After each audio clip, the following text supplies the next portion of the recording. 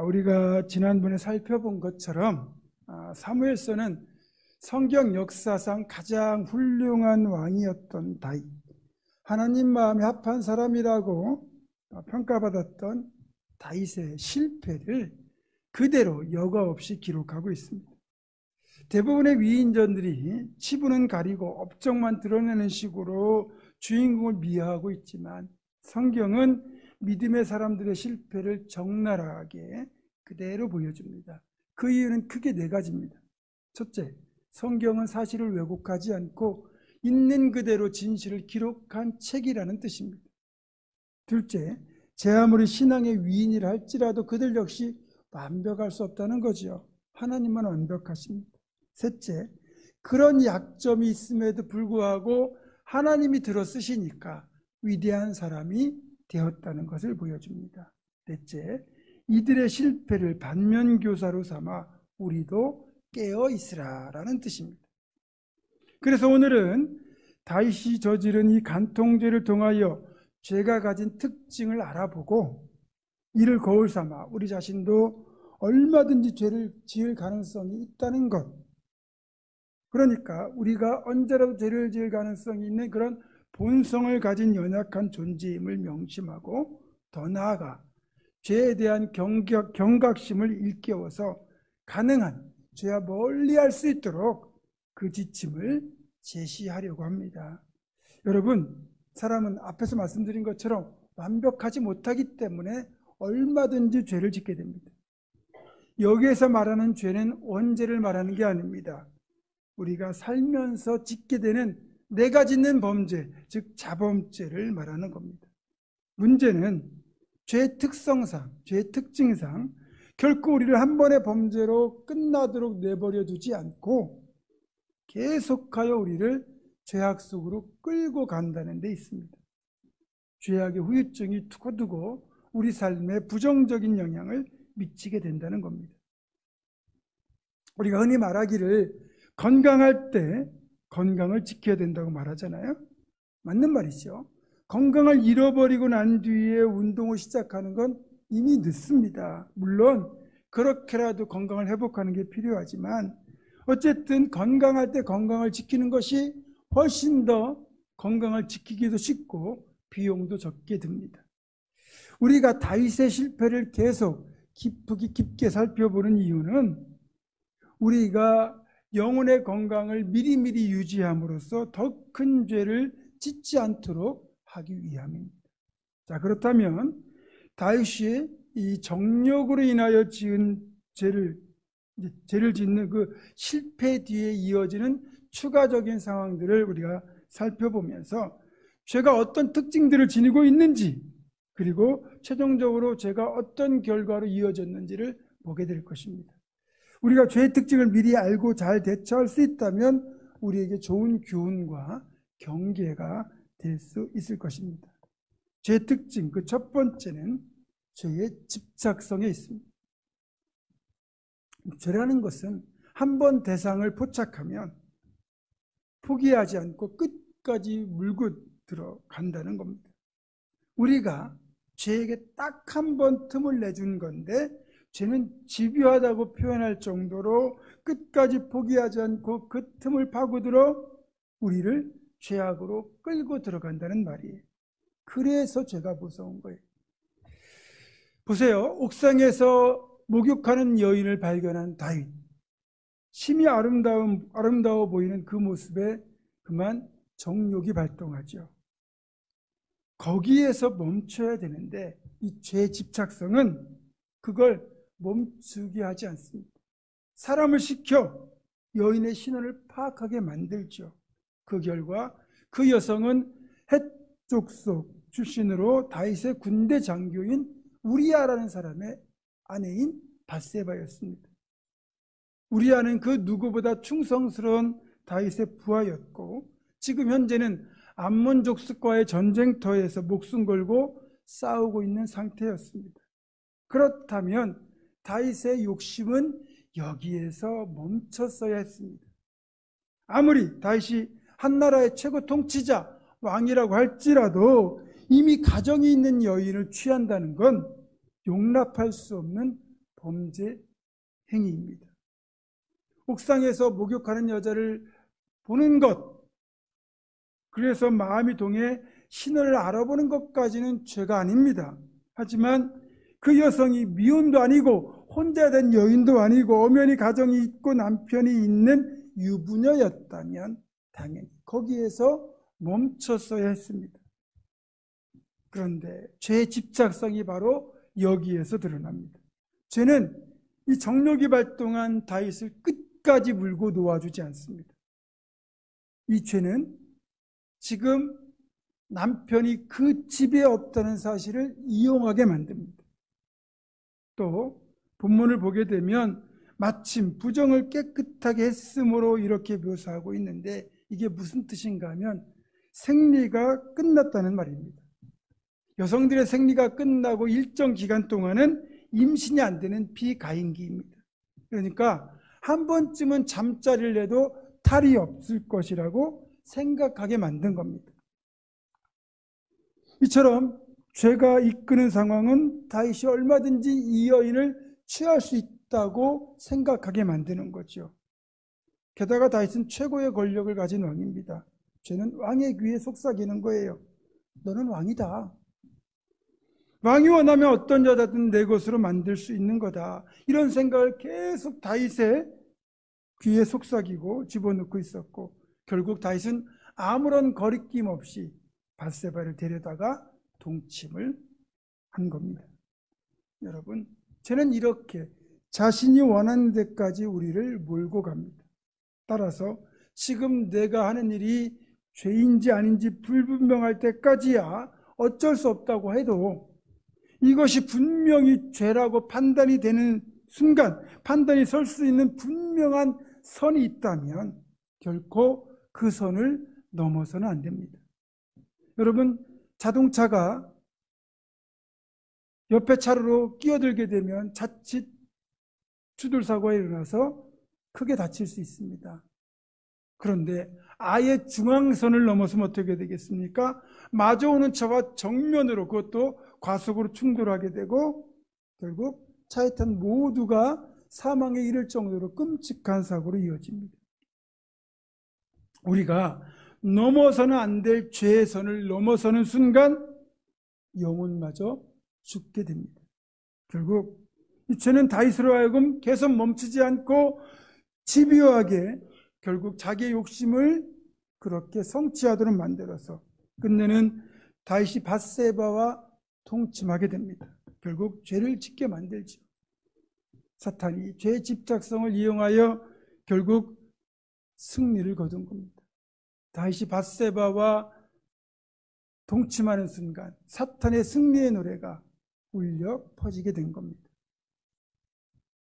죄의 특징 두 번째는 바로 고발성입니다. 죄는 우리를 집요하게 유혹해서 죄를 짓도록 끌고 간 뒤에 그 죄를 결국은 드러나게 만든다는 겁니다. 죄를 짓게 만들 뿐만 아니라 죄를 드러나게 만든다는 거예요.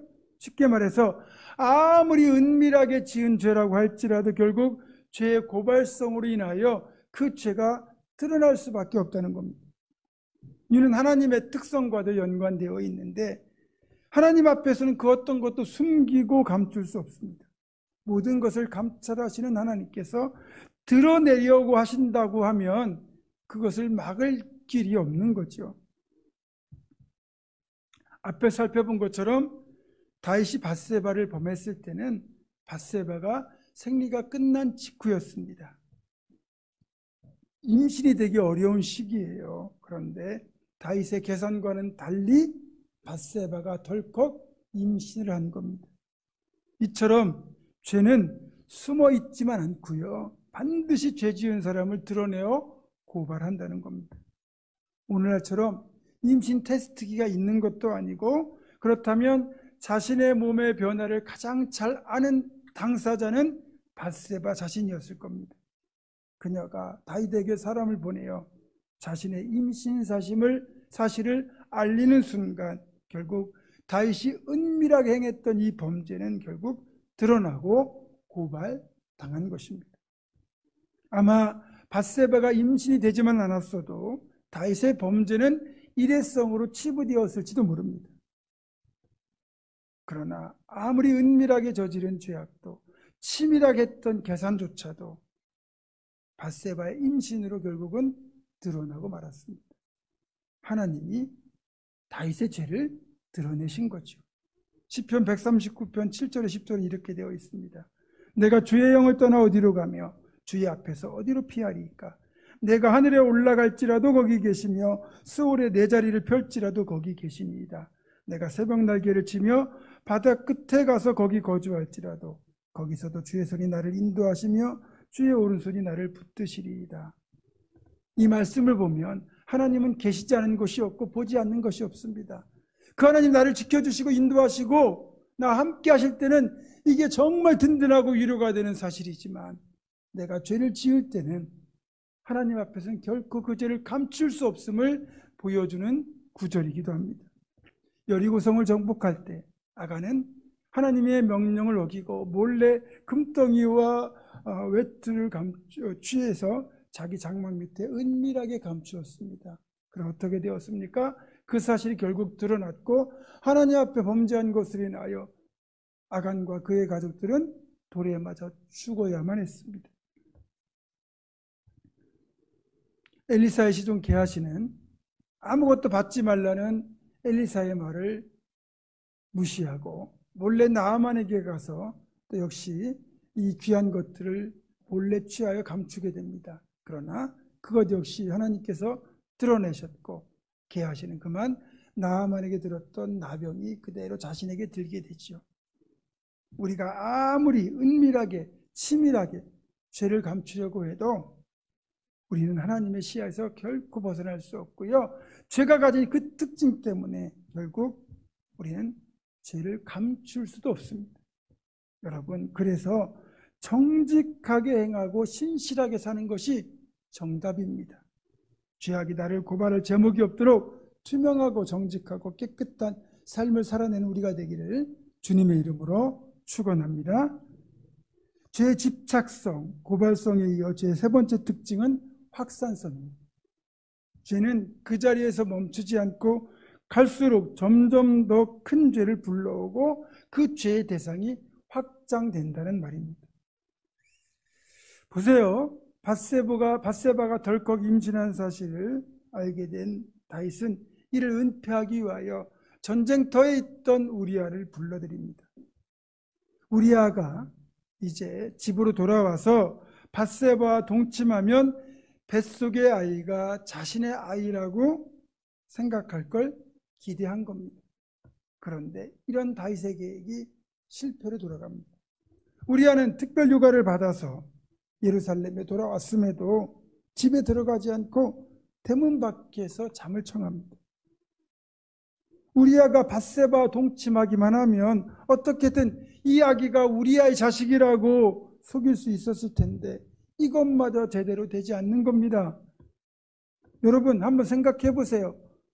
오랫동안 전쟁터에 나가 있던 군인이 휴가를 받아서 집으로 돌아왔다면 여러분 당연히 잠자리를 같이 하는 것이 그렇죠? 모든 사람들의 특징일 겁니다. 근데 이 고지식한 우리아는 전쟁터에서 목숨 걸고 싸우는 동료들을 생각하면 자신만 특혜를 누리는 것이 옳지 않다고 생각해가지고 집에 들어가질 않는 겁니다.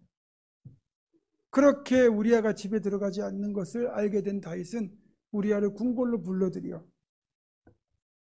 노구를 취하며 술을 먹입니다. 취하도록 먹였습니다. 여러분, 사람이 이제 술에 취하게 되면 이성의 끈보다는 본능의 끈이 더 강하잖아요.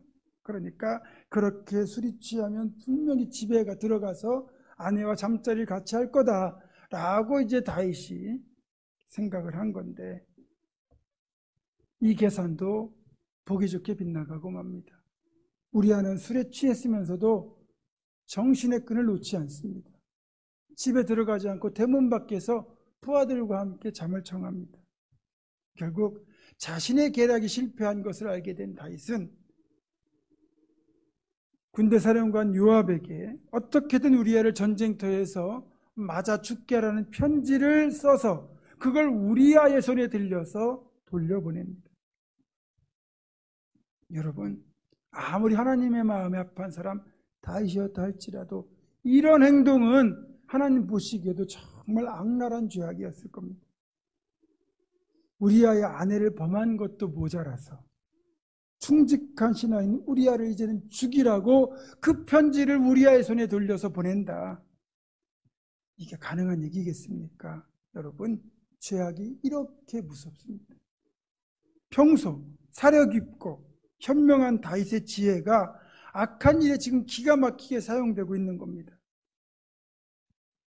요압은요, 다윗이 우리아의 손에 들려보낸 이 편지를 보고는 이 우리아를 싸움이 가장 극렬한 곳으로 배치하게 됩니다. 결국 충직했던 우리아는 자신의 주군인 다윗에게 2번 연속 배신을 당하여 결국 치열한 전쟁터에서 젊은 나이에 전사하고 말았습니다. 이것이 어디 전사라고 할 수 있겠습니까? 다윗이 살인을 교사했고, 즉 청부를 했고, 요압은 그 살인 청부를 실행에 옮긴 거죠. 한마디로 말하면 청부 살인이 벌어진 겁니다. 요압은 눈치가 빠릅니다. 지금 다윗이 원하는 게 뭔지 알아요. 그러니까 다윗의 요구대로 이 일을 실행에 옮긴 겁니다. 죄의 확산성을 짚어보겠습니다. 자, 보세요. 단순해 보이던 다윗의 이 음란죄가 한 차례 간통으로 이어졌죠. 이것이 결국 살인으로 확장이 됩니다. 그리고 죄를 짓는 일에 가담한 사람이 다윗과 밧세바 그리고 요압까지 3명으로 늘어났습니다. 죄는 한 번 시작되면 멈추지 않고 계속 확산됩니다. 오래전 일입니다. 어느 여대생 기숙사에서 여학생 한 명이 강간을 당해서 안타깝게도 순교를 잃고 말았습니다. 그런데 이상한 일이 일어났습니다. 몇 달이 지나지 않아 그녀와 같은 방을 쓰는 모든 여학생들이 순교를 다 잃었습니다. 혼자만 순교를 잃은 여학생이, 그게 억울한 여학생이 다른 여학생들을 꼬드겨 순교를 잃도록 유혹했던 겁니다. 이처럼 죄는 무서운 확산성이 있습니다. 이스라엘 백성들이 광야에 있을 때 모든 백성들이 다 불평불만한 게 아니에요.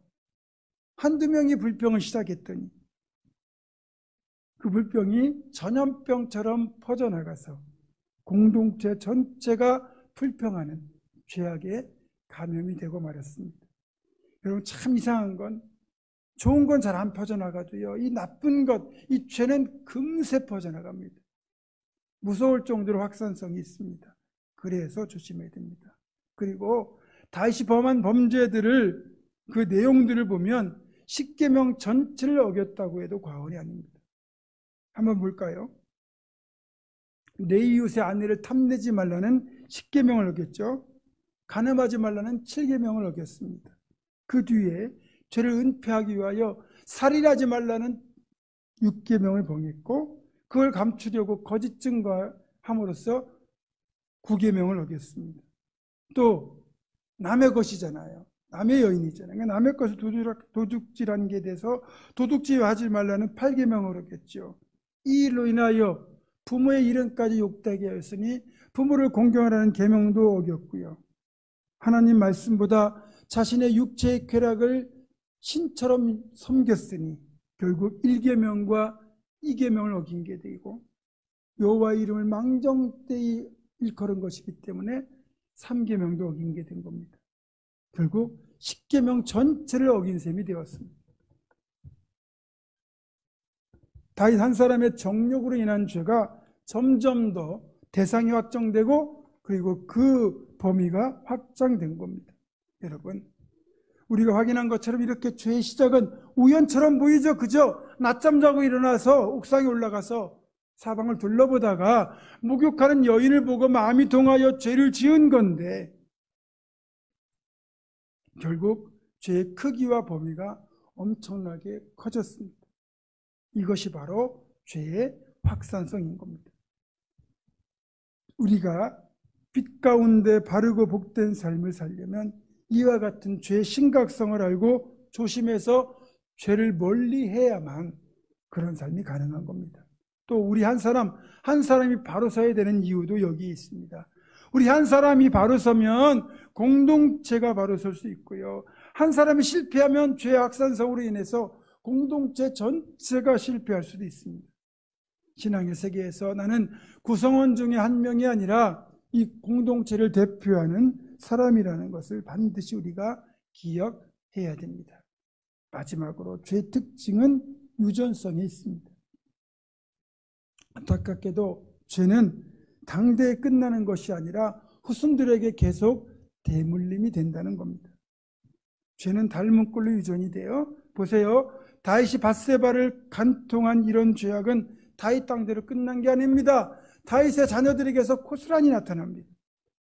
훗날 다윗의 맏아들 암논이 이복 여동생인 다말을 범하게 됩니다. 그리고 이에 분노한 다말의 오빠인 압살롬이 암논을 살해합니다. 그리고 나중에 압살롬이 반역을 일으켜서 다윗을 향하여 칼날을 겨누고요.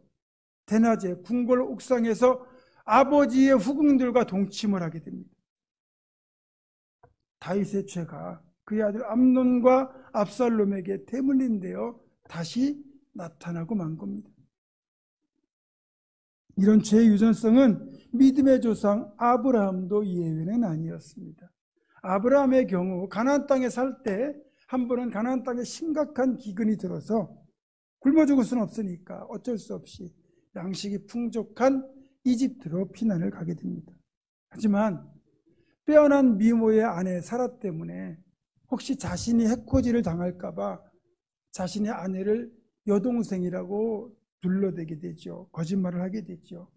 그런데 그 거짓말 때문에 아내를 파라오에게 빼앗기고요. 그나마 하나님이 개입하셔서 무사히 사라를 되찾아올 수 있었습니다. 이런 아브라함의 거짓말하고 속이는 그 모습이 놀랍게도 그의 아들 이삭에게서 그대로 나타났다는 겁니다. 창세기 26장을 보니까 이삭 역시 가나안 땅에 살던 중 흉년이 들어서 블레셋 땅 그랄로 내려가게 되는데 그 역시 자신의 미모의 아내 때문에 죽게 될까 봐 아내를 여동생이라고 또 거짓말을 하거든요. 아브라함의 손자 야곱, 그러니까 이삭의 아들 야곱은 한술 더 뜹니다. 앞이 잘 보이지 않는 아버지 이삭을 속이고 형이 받아야 될 장자의 축복을 가로채게 되죠. 이런 야곱도 자기 아들들에게 더 심하게 당합니다. 훗날 야곱의 아들들이 그 요셉을 이집트에 팔아버린 뒤에 아버지 야곱에게는 요셉이 사나운 짐승에게 찢겨 죽였다고 거짓말을 하죠. 정말 무서울 정도로 거짓말하는 죄의 모습이 아브라함 당대에 그치지 않고 계속하여 대물림되어 나타나고 있음을 발견하게 됩니다.